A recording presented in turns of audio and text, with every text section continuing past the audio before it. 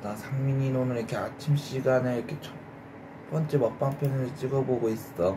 난 도시락과 국물, 된장 국물에다 난 한개 소주, 난 참이슬을 먹어보게 되네.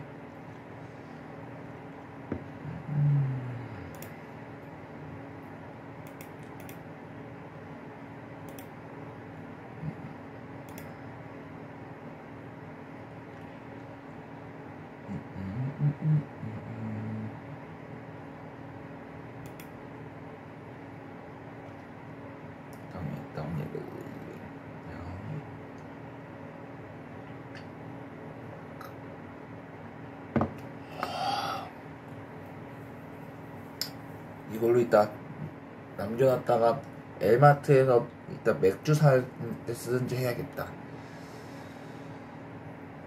여기는 돈을 포함하면 아마 충분히 맥주 살 돈은 충분히 될 거야. 여기서는 맥주가 좀 비싸니까 어쩔 수 없지만.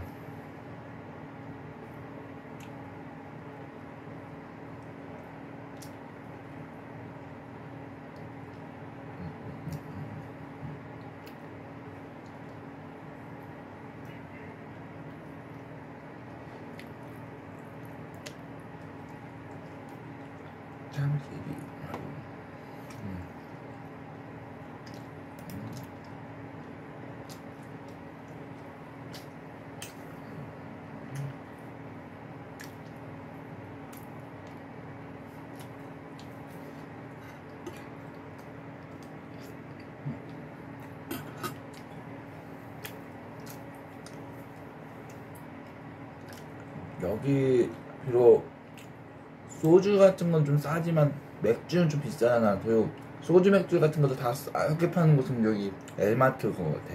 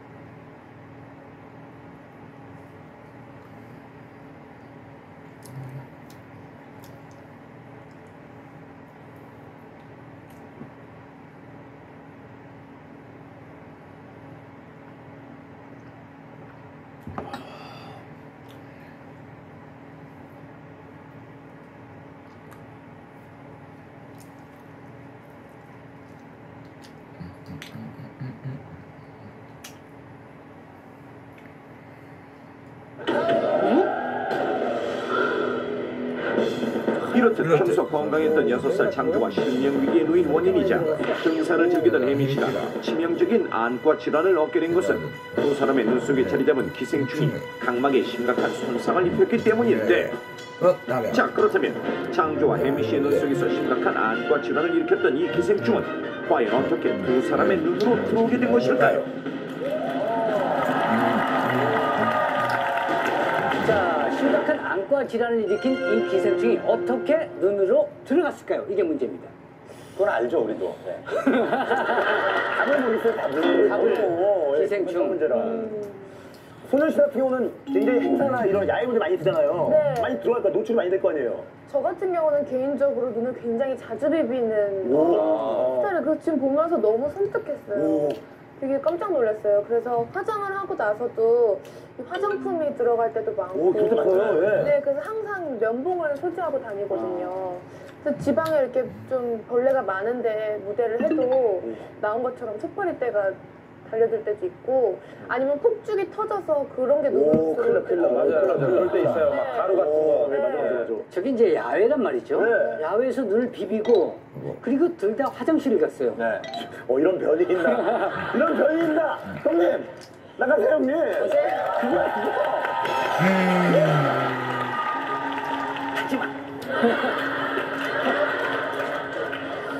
제 생각은 이렇습니다. 여러분 생각과 똑같고요.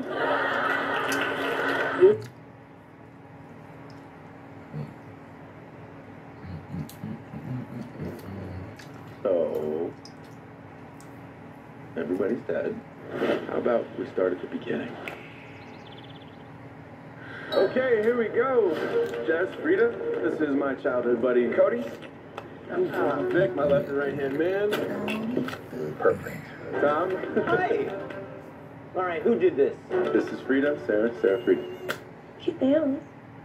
Thank you. This is our resident Wonder Boy. 요즘 그 시설이 잘 된 자변기에서도 그 주변에 그 기생충들이 많이 살아요. 그래서 거기서 이렇게 신체하고 접촉이 되면서 기생충이 이렇게 올라오죠. 근데 이 지금 재래식은 더하단 말이죠. 내 말 지금 알아듣겠어요? 내 말? 그래서 저는 화장실에서 신체 접촉 때문에 기생충이 올라와서 눈으로 들어갔다.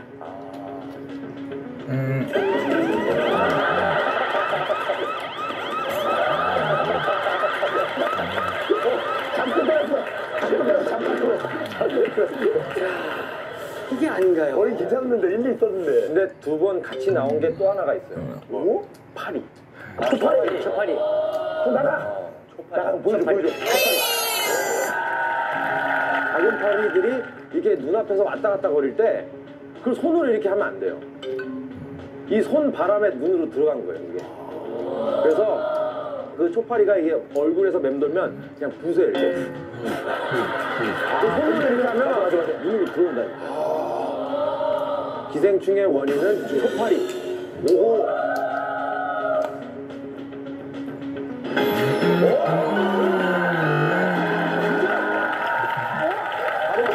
리액션 넘버 1. 정답은 바로 눈에 달라붙는 야생의 초파리에 의해 기생충에 감염된 것입니다. 초파리가 정말 많잖아요, 정말. 먼저 만나봤던 6살 장조는 누가 많이 먹어. 시골집 마당에서 키우던 가축의 주변에 꼬이던 초파리가 장조의 눈에 옮겨붙어 기생충에 감염됐고 눈 속에 자리 잡은 기생충이 장시간 각막을 손상시켜 실명 위기에 놓였다는가. 할머니, 눈이 잘 안 보여요. 또한 건강을 위해 등산을 즐기던 혜민 씨 역시 이 초파리들 그렇게 죽겠네 정말. 걸린 사람만 나온 거예요. 숲을 사는 초파리에 의해 눈에 옮겨진 기생충이 각막에 궤양을 일으켰던 것입니다.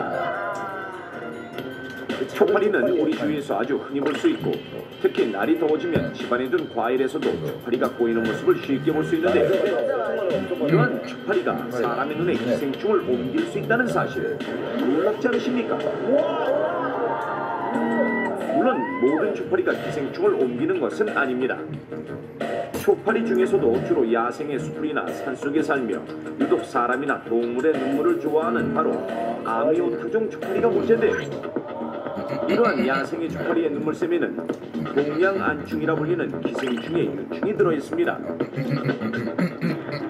따라서 초파리들이 사람의 눈에 들러붙는 과정에서 초파리에게 있던 기생충이 사람의 눈으로 옮겨지게 되는 것인데 일단 사람의 눈 속에 자리 잡은 동양안충의 작은 유충은 사람의 눈물을 먹고 성충으로 성장하고 또 번식까지 하게 됩니다. 이 동양안충은 한자리에만 머물며 있는 것이 아니라 눈 속에서 반복적으로 이동하고 움직이면서 결막과 각막 표면을 자극하기 때문에 결막염은 물론 심각한 안과 질환을 유발할 수도 있습니다. 나중에 보고된 동양안충의 감염자는 생후 1년이 안 된 유아에서부터 노인까지 다양한 연령대에서 나타나는 것으로 알려져 있는데요. 대부분 안구 표면에 기생하면서 눈물이나 이물감 등의 증상을 일으키지만 드물게 안구 내로 침투해서 안내 감염을 일으키기도 합니다. 감염 사실을 몰라서 치료가 너무 늦게 된다면 각막 혼탁이나 안검 외반과 같은 눈꺼풀의 변형은 물론 심각한 후유증이 남게 되는 경우도 있을 수 있습니다.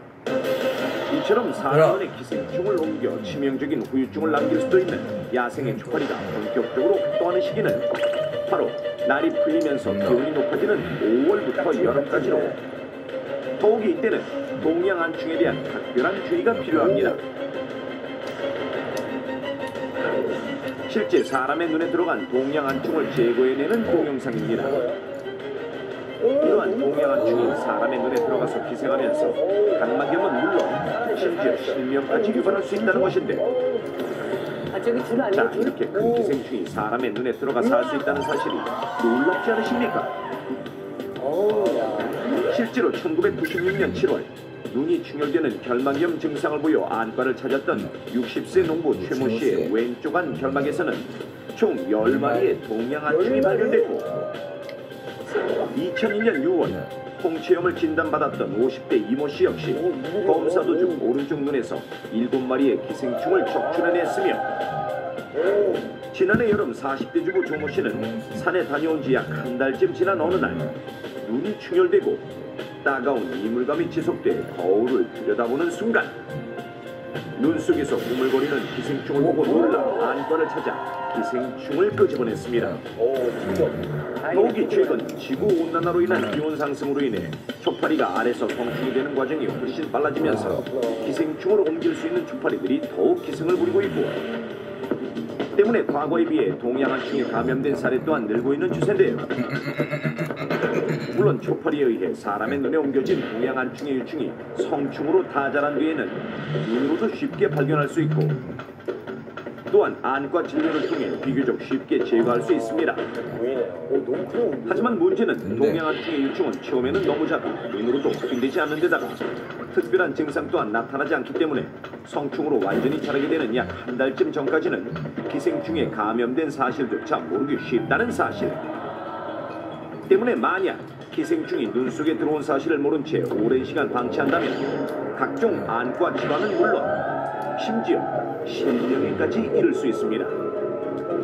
따라서 무엇보다 감염 사실을 빨리 하는 것이 중요한데요. 그럼 동양안충에 감염됐을 때는 어떠한 증상들이 나타날까요? 처음에는 눈에 무언가 들어간 듯 단순한 이물감이나 가려움증이 느껴지기도 하고, 눈을 깜빡일 때마다 통증이 동반될 수도 있으며, 별다른 이유 없이 눈이 충혈되거나 눈물이나 눈곱 등의 분비물이 평소보다 느는 것이 특징. 또한 눈에 흐릿한 상이 맺히기도 하며 무언가 눈앞에 떠다니는 것처럼 보이는 등 시력이 나빠지기도 하고, 눈에 경련이나 마비가 동반되기도 합니다. 그렇다면 우리의 눈에 침입해 심각한 안과 질환을 유발할 수 있는 기생충으로부터 우리의 눈을 보호하기 위해서는 어떻게 해야 할까요?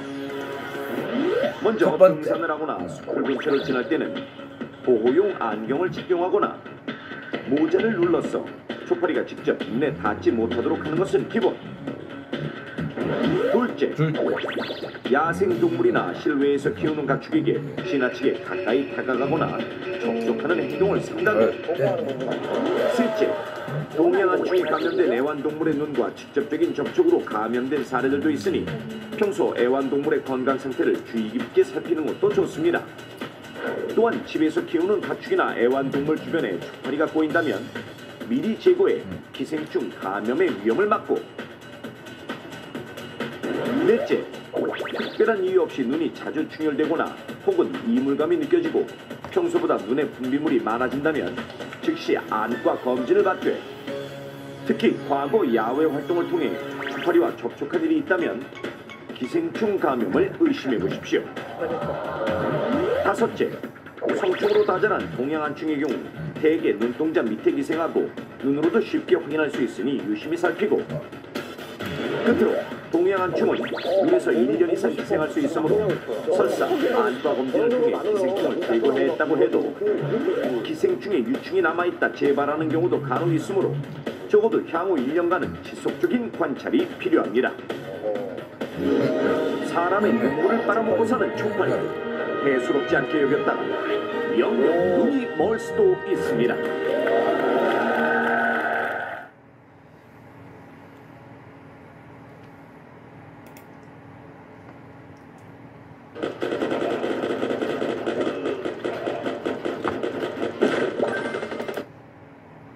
인간의 생명을 위협하는 위험한 침입자. 우리도 모르는 사이 사람의 주거 공간을 침입해 각종 질병은 물론 생명까지 앗아가기도 하는데요. 작다고 무시하면 큰 코 다칠 오늘의 위험한 탑스리의 주인공 바로 해충입니다. 세계보건기구에 따르면 이 해충으로 인한 천식으로 약 3억 명 정도가 고통을 겪으며 22만 5천 명이 사망했습니다. 이 해충은 기관지 천식과 알레르기 비염, 아토피 피부염 같은 알레르기 질환을 유발합니다. 이 해충에 대한 알레르기가 있어서 기침이나 가슴이 쌕쌕거리는 것 같은 천명음, 호흡곤란 등의 증상이 있다면 천식을 의심할 수 있는데요. 요즘과 같이 날씨가 추울 때 심한 운동을 한다던가 감기 같은 호흡기 질환이 감염돼서 천식 발작이 일어났을 때 응급처치를 받지 못하면 심한 경우에 사망할 수도 있습니다. 천식을 유발해 심하면 사망에 이르게 만드는 위험한 침입자 3위는 진먼지 진드기입니다. 의외로 깨끗해 보이는데 세균이 득시글거리는 게 또 있다죠. 네, 바로 요즘 매일 입고 있는 겨울 코트 얘긴데요. 눈에 보이진 않지만 이 코트 섬유가 진드기가 살기 좋은 환경이라서 진드기 띠아도 활발하게 번식한다고 합니다.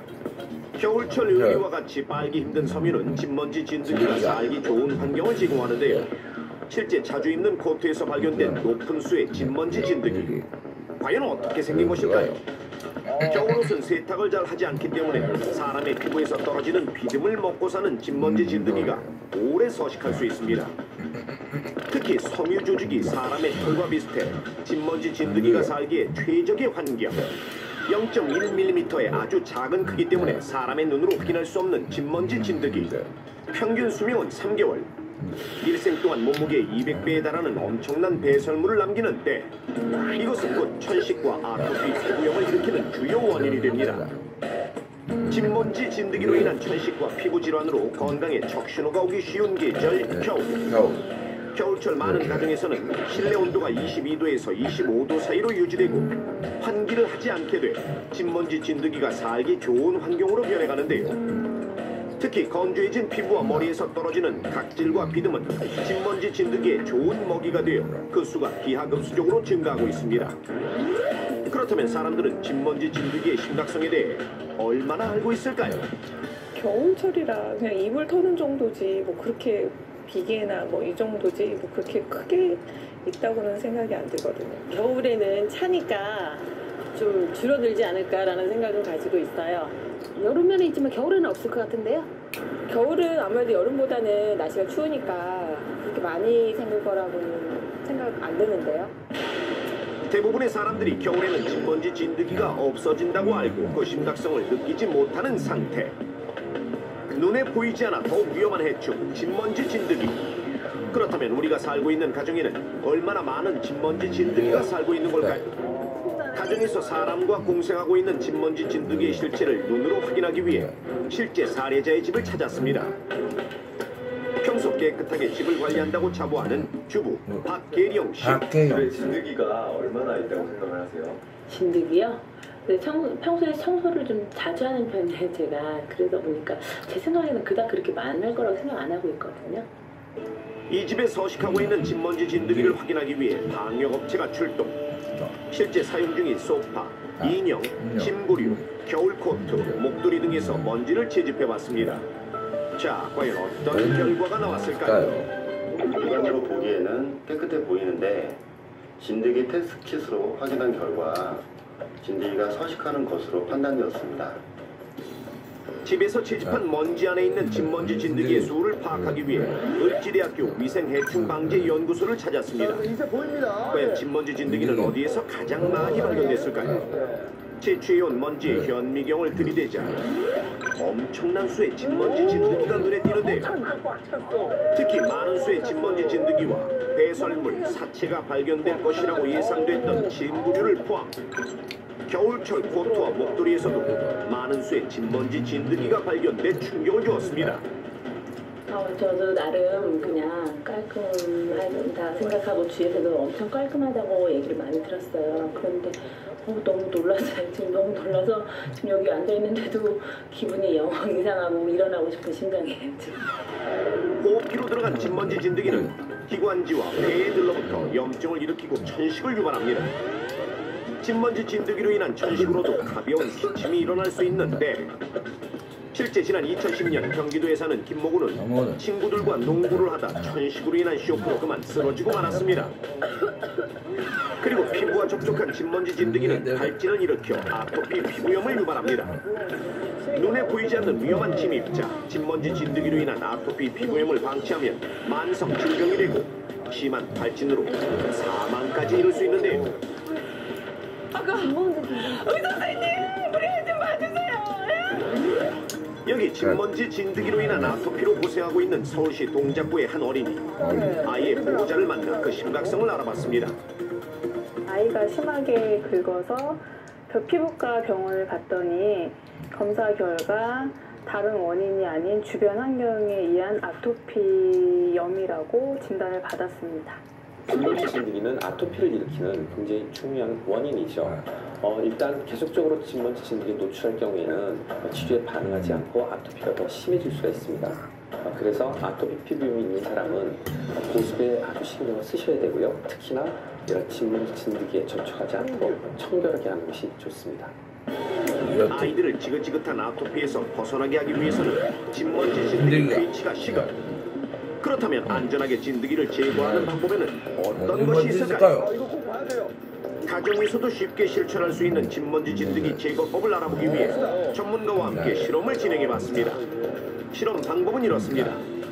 진먼지 진드기 제거에 효과적이라고 알려진 자외선, 천연계피 스프레이, 편백나무 희석용액, 알코올을 이용 진먼지 진드기의 감소 여부를 알아볼 텐데요.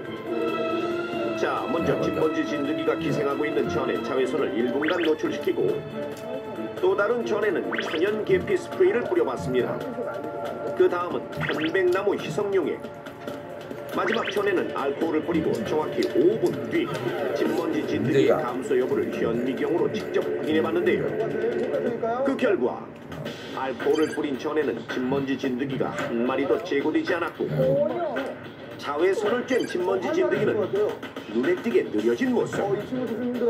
하지만 편백나무 희석용액을 뿌린 전에서는 진먼지 진드기의 수가 절반가량 줄어들었고 천연 계피 스프레이를 뿌린 전에서는 100% 제거된 모습을 확인할 수 있었습니다. 계피에는 매운맛과 향을 내는 그런 성분들이 들어있습니다. 주로 살리실 알데하이드와 같은 그런 성분들이 들어있는데요. 이런 매운맛과 향을 내는 그런 성분들이 진드기가 호흡을 할 때 호흡기로 들어와서 진드기를 죽이게 되는 거고요. 또 일부는 몸에 맞아서 진드기가 죽게 되는 것입니다. 그렇다면 진먼지 진드기가 없는 안전한 집안 환경을 만드는 방법은 무엇일까요? 넘버원에서 알려드리겠습니다. 첫째, 춥다고 실내 온도를 너무 높이면 진먼지 진드기가 살기 좋은 환경이 됩니다. 더우면 진드기가 좋아해요. 18도로 유지해주세요. 실내 온도는 18도를 유지하고 두 번째, 진먼지 진드기가 서식하기 쉬운 매일 덮는 이불은 뜨거운 물로 자주 세탁하는 것이 좋습니다. 이불은 하루에 한 번 자외선에 1시간 이상 노출시켜 진먼지 진드기를 제거하고 하루 30분 이상 창문을 활짝 열어두어 환기를 시켜주십시오. 환기는 필수. 세탁이 어려운 침대 매트리스와 소파, 베개는 속 커버를 씌워 각질과 비듬이 남지 않도록 주의하십시오. 진먼지 진드기를 없애는 작은 실천은 천식과 아토피를 막아준다는 사실 절대 마십시오.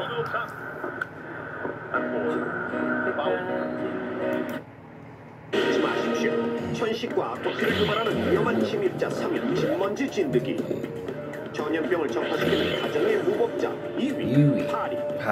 그렇다면 생명을 위협하는 위험한 침입자 1위는 바로 박입니다. 왕성한 식욕을 자랑하며 지저분한 환경에서도 꿋꿋하게 살아남는 끈질긴 생명력을 가진 해충 바퀴. 새근새근 얌전히 잠든 아이. 평화로워야 할 아이의 잠자리에 불청객이 침입했는데 아이에게 다가가는 어두운 그림자. 결국 아이는 바퀴에게 얼굴을 물려 심한 발진이 생기고 말았습니다.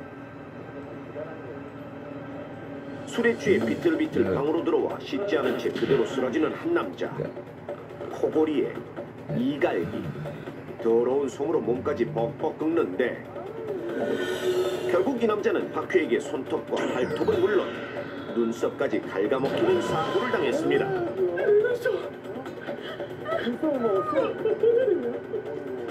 코감기가 심한 이 어린이. 콧물이 멈추지 않아 고생이 이만저만이 아닙니다. 아유, 코가 다 헐었네. 괜찮아? 괜찮아, 엄마.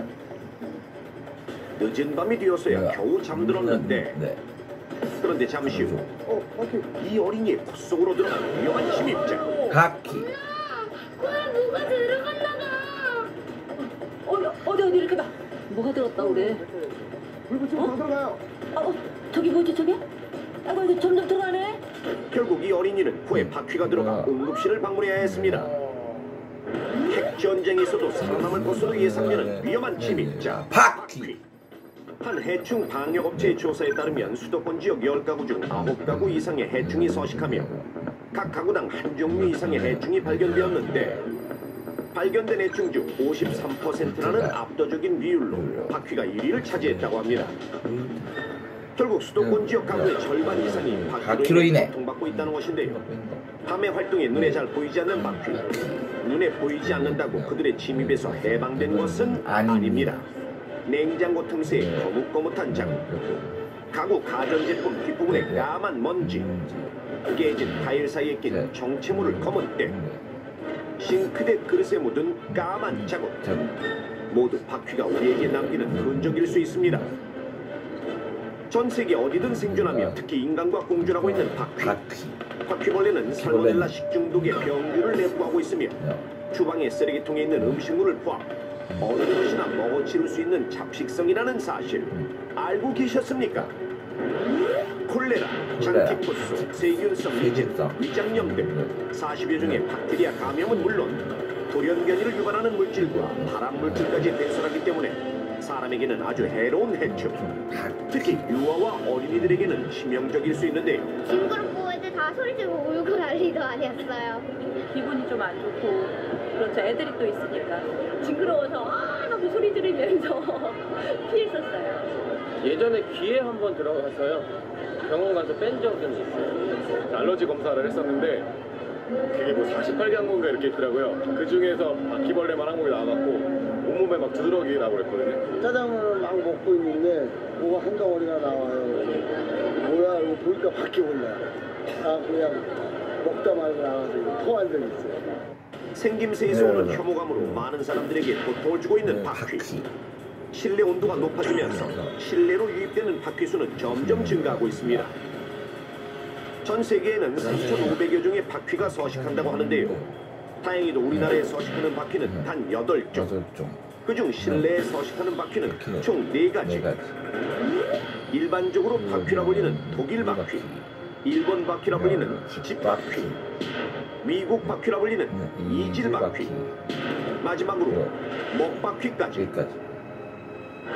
통계에 따르면 가정에서 발견된 바퀴 중 독일 바퀴는 47%, 집바퀴는 37%, 이질 바퀴는 14%, 먹바퀴 및 기타 바퀴는 1% 순으로 집계됐습니다.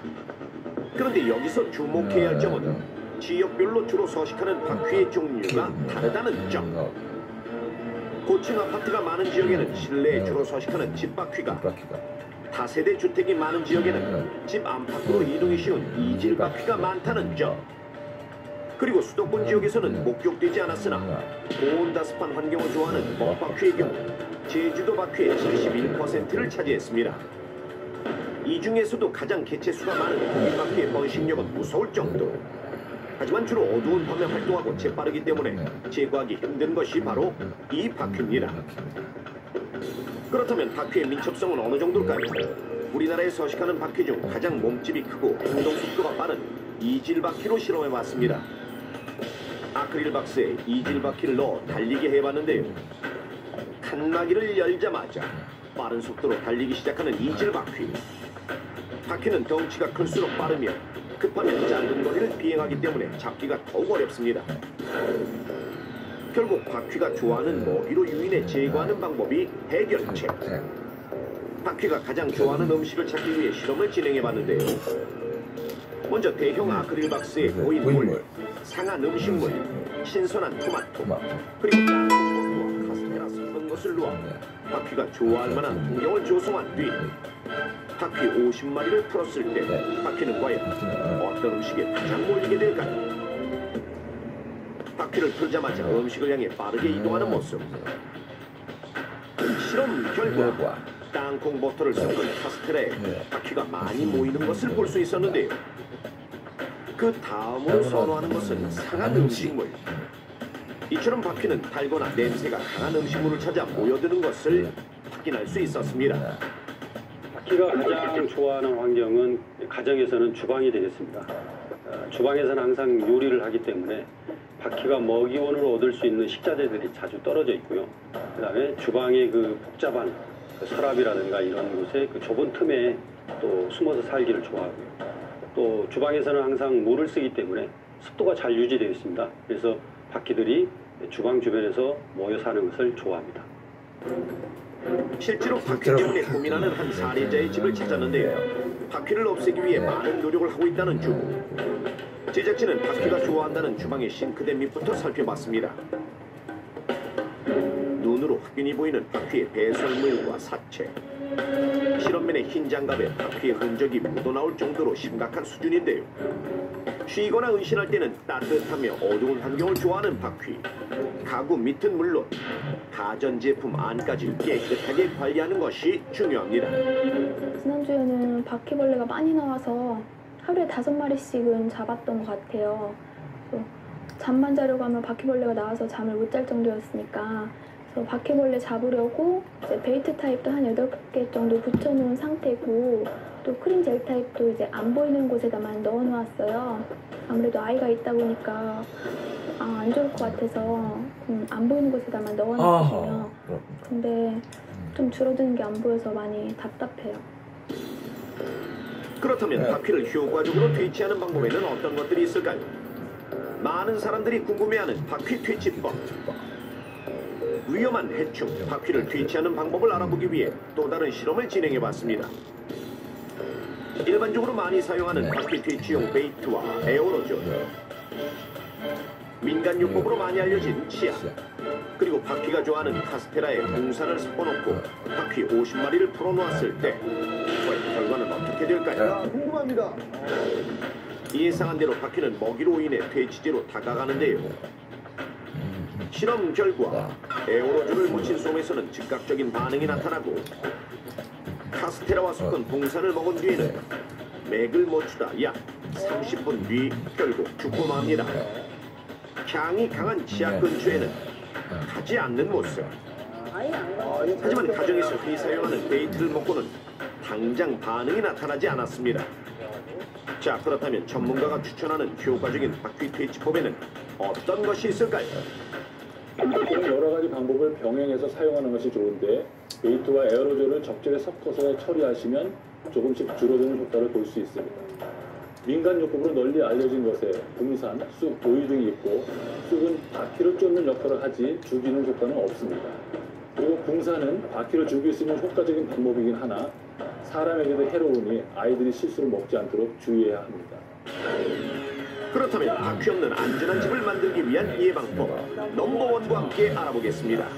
바퀴의 침입만 막아도 집안 내 바퀴 번식률을 60% 이상 낮출 수 있습니다.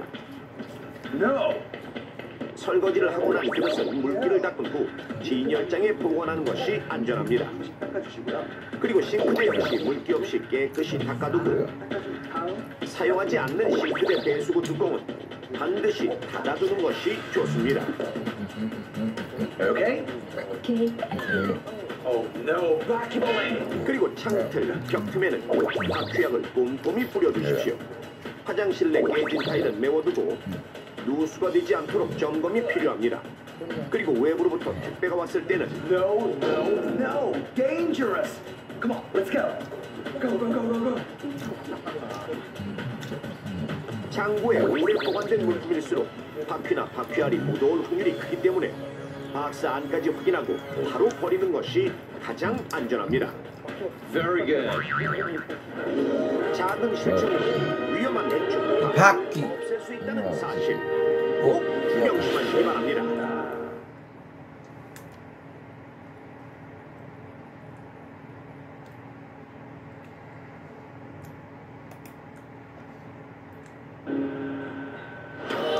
편안한 일상의 휴식 뉴 이클립스 플러스 허브 캔디 14번째 기프트카의 새로운 목적지는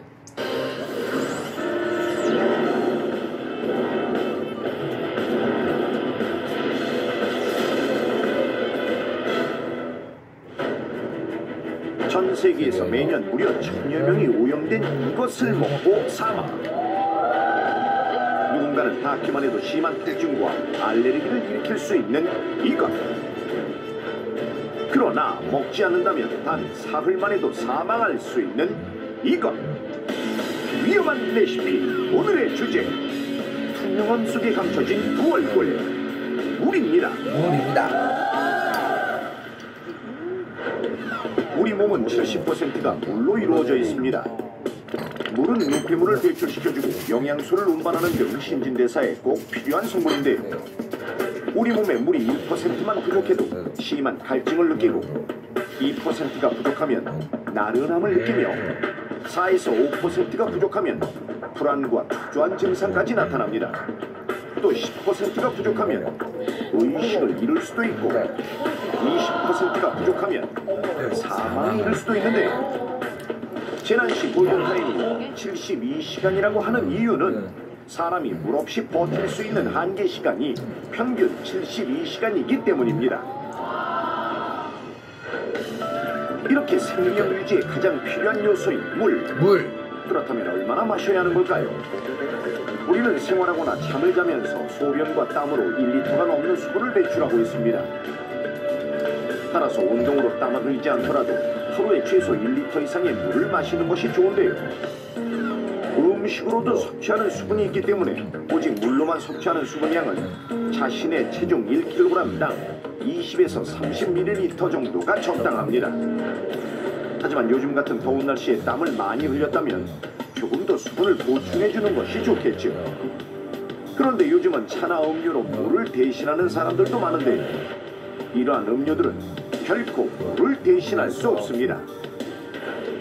만약 커피를 200ml 마셨다면 카페인 성분 때문에 우리 몸에서 300ml의 수분이 빠져나가는데 따라서 커피 한 잔에 물 한 잔 반을 마셔줘야 수분을 보충할 수 있습니다. 또 당분이 많이 든 주스나 탄산음료는 당분을 분해하는 데 수분이 필요하기 때문에 쉽게 탈수를 일으킬 뿐만 아니라 복부 팽만으로 인해 수분 섭취에 거부감이 들 수 있어 지나치게 마시지 않도록 주의해야 합니다. 요즘은 물도 음료처럼 골라 마시는 시대. 고객의 취향에 맞는 물을 골라주는 워터 소믈리에까지 등장했는데요. 아니 물마다 맛이 다른 건 왜 그런 건가요? 물의 경도에 따라서 물맛이 달라지곤 합니다. 여기서 말씀드리는 물의 경도는 미네랄 함량의 어떤 차이라고 보시면 되겠습니다. 그렇다면 몇 도의 물이 가장 맛있는 물인가요? 물의 온도가 10도씨 이내일 때 물의 분자 구조가 육각형의 분자 구조를 잘 형성을 해서 우리 몸에서 쉽게 흡수가 되고 맛있게 드실 수가 있겠습니다. 또 수험생에게는 용존 산소량이 풍부해 머리를 맑게 해주는 빙하수를, 아가들에게는 미네랄 분포도가 엄마의 양수와 가장 비슷한 대양 심층수를 추천한다고 하는데 요즘 가장 인기 있는 물은 바로 탄산수. 우리나라에서 최근 5년간 탄산수를 수입하는 양이 무려 4배나 증가했다고 합니다. 탄산수가 인기 있는 비결은 뭘까요?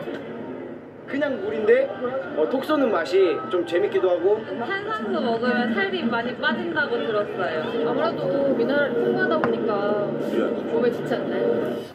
이렇게 다양한 이유로 인기가 치솟고 있는 탄산수. 과연 모두 사실일까요? 탄산수에 관한